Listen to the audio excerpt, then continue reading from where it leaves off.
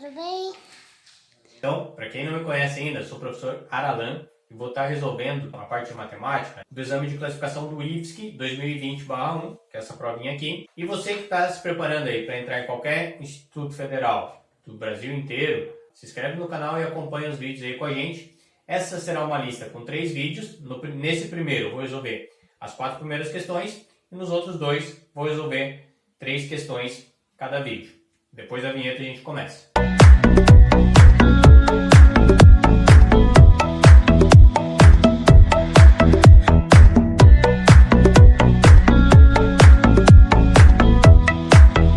Pessoal, o que acontece é que às vezes essas questões ela tem um texto longo, né, no enunciado. Isso acontece bastante no Enem também, para você que está terminando o ensino médio. Mas às vezes a pergunta ou a informação que a gente quer está só lá no final. É o caso da questão 1. Então, gente, o que eu vou fazer? Eu vou deixar a questão aqui do ladinho. Vai aparecer aqui nesse pedaço da tela. Tá aqui. Eu vou ler o enunciado com vocês de uma maneira rápida, porque o que interessa pra gente é o que está lá depois da figura, nesse caso. Porém, sempre é importante você ler o enunciado com calma, caso você precise de alguma informação que estava descrita lá. A questão diz o seguinte, pode acompanhar a leitura por aqui, tá, gente? Como foi medida a altura da pirâmide de Quéops? Há 2 versões para este fato. Crônimos, discípulo de Aristóteles, diz que Tales mediu o comprimento da sombra da pirâmide no momento em que essas sombras são iguais à nossa altura, assim medindo a altura da pirâmide. Plutarco diz que, fincando uma vara vertical no extremo da sombra projetada pela pirâmide, construímos a sombra projetada da vara, formando no solo 2 triângulos semelhantes. Notamos que, neste relato, é necessário o conhecimento de teoremas sobre triângulos semelhantes. Observando o desenho abaixo, a vara colocada no extremo C da sombra da pirâmide forma com sua sombra o triângulo DCE, que é semelhante ao triângulo ABC. Sabendo que a altura da vara é de 2 metros, a sua sombra projetada é de 3 metros e a distância entre B e C é de 210 metros, qual é a altura aproximada da pirâmide de Quéops? Pessoal, é uma questão muito tranquila de resolver e a gente só vai usar semelhança de triângulos. Como assim, professor? Então eu já fiz o desenho aqui pra gente, ok? Coletei as informações que estão aqui no enunciado do problema e perceba que para resolver eu vou utilizar que a altura da vara em questão, que foi a estaca ali, né? É 2 metros. Sobre a sombra da própria estaca, que é 3, tem que ser proporcional à altura da pirâmide, que é o que eu quero saber, chamei de x aqui, né? Sobre a sombra da pirâmide, que nesse caso é 210. Agora, o que o 210 está fazendo aqui com o x? Está dividindo. Vou passar ali fazendo a operação inversa. E eu vou ter que x é igual a 210 vezes 2 terços. Aí tu pode perguntar, professor, não precisava passar o 3 para cá multiplicando também? Pode fazer, se você se sentir melhor, mas depois tu vai ter que passar ele dividindo de novo. Então, dá na mesma. Aqui você vai ficar o seguinte, x é igual. Lembrando, como que você multiplica fração? Ah, professor, se complicou. Na verdade não, ó. 210 vezes 2 é 420. Como não tinha denominador aqui no 210, o número que está dividindo ele é 1. E 1 vezes 3 é 3. 420 dividido por 3, 140 metros. É só assinalar a alternativa B e correr para o abraço. Coisa linda aí. Pessoal, mesmo esquema de antes, vamos para a questão 2. Eu sempre falo para os meus alunos para eles nunca olharem as alternativas antes de resolver a questão. Porém, se você perceber, essa é uma questão que a gente vai precisar olhar as alternativas antes, porque ela diz o seguinte, sabendo que x é igual a 20 elevado à centésima potência e y é igual a 400 elevado à quinquagésima potência, pode-se afirmar que E aí a gente tem que ver o que eles estão afirmando, né? Ali nas alternativas, sempre vai estar comparando o valor numérico do x com o valor numérico do y. Para isso, o que a gente precisa fazer? Escrever os dois na mesma base. Note que o x está na base 20 e o y está na base 400, ok? Só que, olha que sorte, o 400 é 20 ao quadrado, né? Quando você percebe isso, acabou a questão, gente. Como assim, professor? É simples, tá? Porque você vai reescrever o teu y como?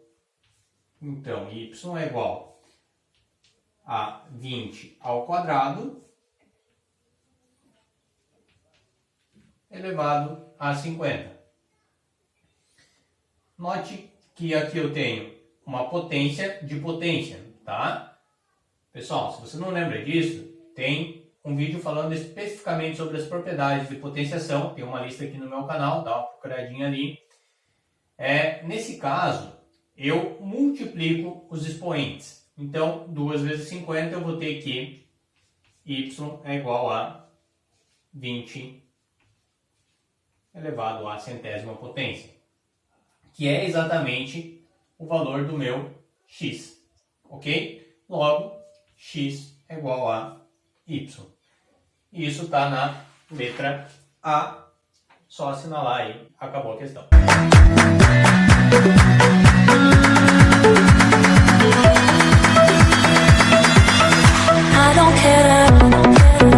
Pessoal, então vamos lá. Questão 3, mesmo esquema, apareceu aqui do lado. Eu vou ler o enunciado aqui com vocês, se quiser acompanha por aqui. A Federação Internacional de Atletismo divulgou no início do ano de 2019 os índices olímpicos para as Olimpíadas de Tóquio em 2020, né, que a gente já sabe que foram adiadas para 2021. O índice olímpico para a prova da maratona feminina, por exemplo, é de 2 horas, 29 minutos e 30 segundos. Assinale a alternativa que mais se aproxima deste índice olímpico, expresso apenas na unidade de tempo em horas. Pessoal, aqui um erro bem comum da galera é o seguinte: olhar as alternativas e confundir o 29 e 30 ali, ó, e assinalar a letra D, 2,2930. Pessoal, absurdo. Eu não sabia. Porque 1 hora não tem 100 minutos. 1 hora tem 60 minutos. Então, tem que ficar ligado nisso daí, gente. Como que eu faço para resolver então, professor?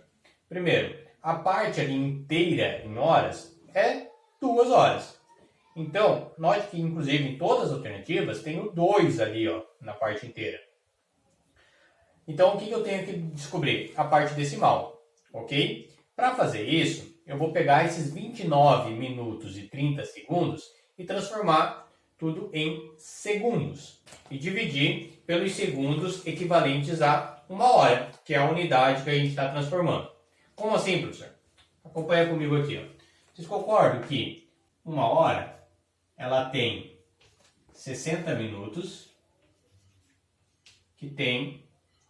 Cada minuto tem 60 segundos, então 60 vezes 60, 3.600 segundos. Agora, o 29 minutos tem 2 maneiras de você fazer, ok? Então, eu vou ter lá 29 minutos. Uma delas é você pegar esse 29 e ir lá no rascunho da tua prova e multiplicar por 60. Mas se você quiser fazer de cabeça, você também consegue. Por quê, professor? Porque a metade de 60 é 30. Então, 30 minutos equivalem a 1.800, que é a metade de 3.600 segundos. 29 é pegar esses 1.800 e tirar 60. Então, 29 minutos equivale a 1.800 menos 60, que dá 1.740 segundos. Dessa maneira, 29 minutos e 30 segundos é igual a... Vou pegar isso aqui e somar 30 segundos. Vai dar 1.770 segundos. Então, para eu descobrir a parte decimal desse número, basta eu pegar essa fração aqui, 1.770, e dividir por quantos segundos tem 1 hora, que é 3.600. Primeiro, eu posso simplificar, tá?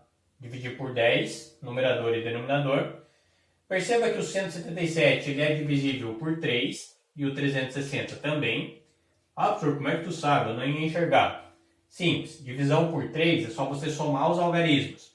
7 mais 1, 8, mais 7, 15. O 15 está na tabuada do 3? Tá. Então o 177 também é múltiplo de 3. Mesma coisa para o 360. 3 mais 6, 9, mais 0 continua dando 9. 9 está na tabuada do 3, então também é divisível por 3.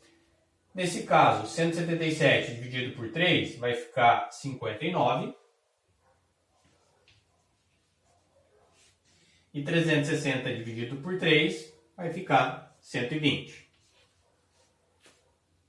Agora, gente, para descobrir a parte decimal, a gente vai ter que efetuar essa divisão. Tá? Vai aparecer ali um número decimal, com vírgula, tudo certinho. E a gente vai fazer agora, só vou tirar aqui a questão um pouquinho. Ah, professor, não lembro como é que faz essa divisão. Né? Aprendi lá no sexto ano, não lembro mais. Então, gente, é o seguinte. Note que o 120, ele não cabe nenhuma vez inteiro dentro do 59, obviamente. Então, aqui, eu vou colocar um 0 na parte inteira e a vírgula, que é, a partir daqui, são os decimais que a gente quer descobrir. Quando eu fiz isso, gente, eu estou transformando esse meu número, que era a unidade, em décimos, né? Quando eu estou transformando em décimos, eu multiplico por 10. Então, por isso que acrescento um 0 ali. Não é do nada. Ah, plim, apareceu 0. Não. Estou transformando cada unidade em decimal, ok? Em décimo. Então, cada unidade vale 10 décimos. O que é multiplicar por 10? Acrescentar um 0. Agora sim, quantas vezes que o 120 cabe dentro do 590? Se você pensar um pouquinho antes, gente, precisa fazer menos esforço. Ok? Não precisa ir lá somando 120 mais 120 para ver quanto que vai passar do 590. Pessoal, 120 vezes 5 é 600. Já passou. Então aqui vai ser um 4.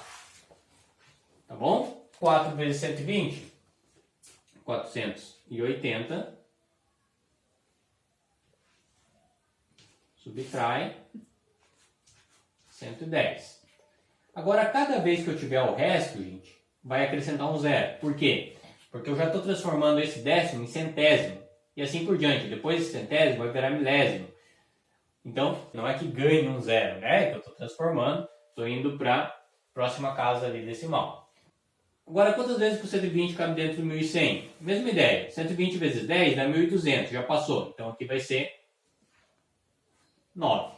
120 vezes 9 vai ficar 1080. Subtrai. 1.100 menos 1.080, 20. Mesma ideia. Estou transformando esse centésimo em milésimo, por isso que acrescenta um 0.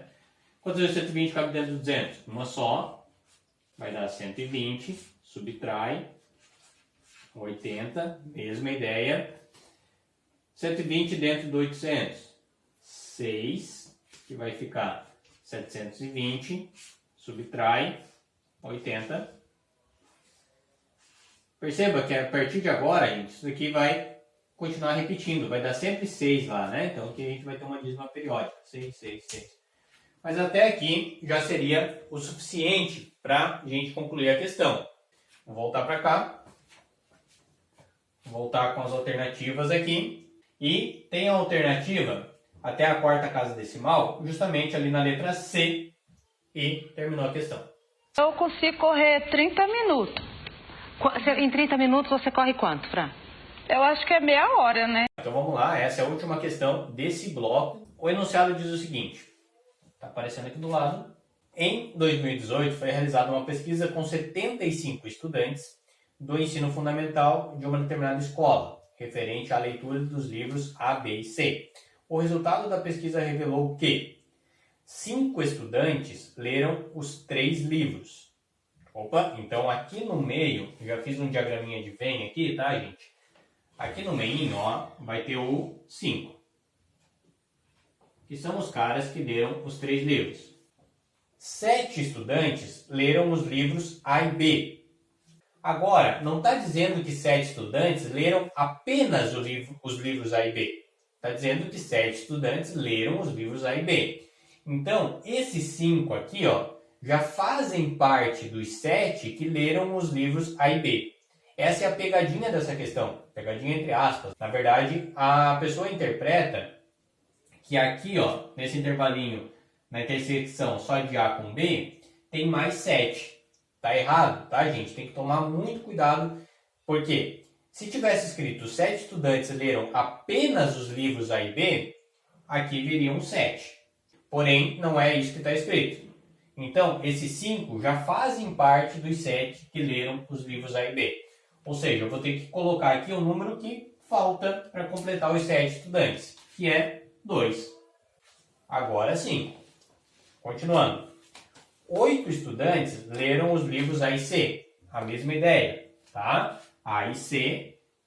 8 é o total que tem nessa intersecção. Aqui já tem 5, então mais 3. 6 estudantes leram os livros B e C. Mas aqui já tem 5 que leram A, B e C. Então já está contando esses caras. Mais 1, tá? E aí sim fala, 10 estudantes leram apenas o livro A. Então aqui vai ter 10, apenas o livro A.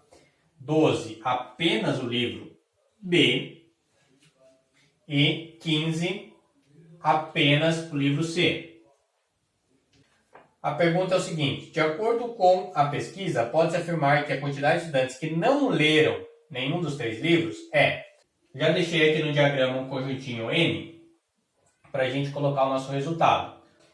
Para eu saber o número de estudantes que não leram nenhum livro, basta eu pegar o número de estudantes que foram pesquisados, que é 75, menos o conjunto união de A, B e C. O que é o conjunto união? É eu somar tudo aqui nesse caso, né?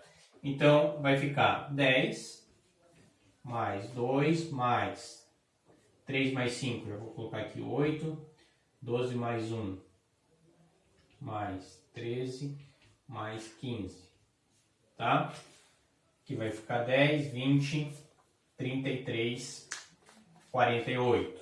Então, que é igual a 75 menos 48, que é igual a 27.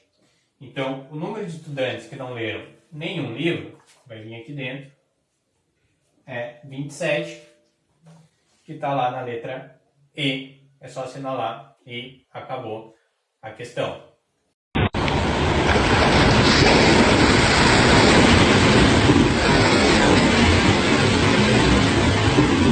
Se você é novo aqui, não é inscrito no canal, se inscreve.